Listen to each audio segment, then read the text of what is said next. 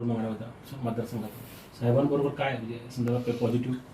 लोकसभेच्या निवडणुकीच्या निमित्तानं मी इथल्या पंढरपूर मंगळवेढा असेल आणि पंढरपूर तालुक्यातल्या मग माडा विधानसभेमधली गाव असतील, सांगोला विधानसभेमधली आणि मोहोळ विधानसभेमधली या गावांना सगळ्यांना प्रमुख वडीलधारे असतील, तरुण सहकारी, माता भगिनी या सगळ्यांना विश्वासात घेऊन महाविकास आघाडीच्या दोन्ही उमेदवारांच्या पाठीमागं भक्कमपणे उभं राहून आमच्या प्रत्येक कार्यकर्ते असतील, पदाधिकाऱ्यांनी बूथ लेवलला स्वतः थांबून त्या ठिकाणी काम करून मताधिक्य देण्याची भूमिका आम्ही लोकसभेला त्या ठिकाणी पार पाडली आणि पंढरपूर मंगळवेढा मतदारसंघातून जवळजवळ 45,500 मताधिक्य आदरणीय लोकप्रिय खासदार प्रणितीताईंना देण्याची भूमिका आमच्या सगळ्या सहकाऱ्यांनी त्या दरम्यान बजावली. त्याचबरोबर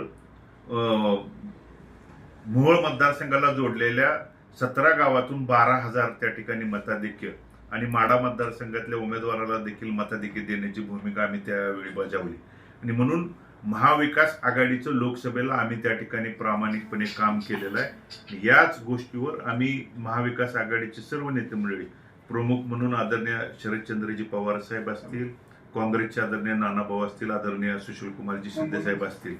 आदरणीय खासदार प्रदीपताई शिंदे असतील किंवा खासदार दयशीलबाई मोहिते पाटील साहेब असतील यांना सांगून महाविकास आघाडीकडून मी येणारी विधानसभा लढण्यासाठी इच्छुक आहे, आपण संधी द्यावी ही विनंती आम्ही त्यांना त्या ठिकाणी केलेली आहे आणि ते या सगळ्या गोष्टीचा सारासार त्या ठिकाणी विचार करतील.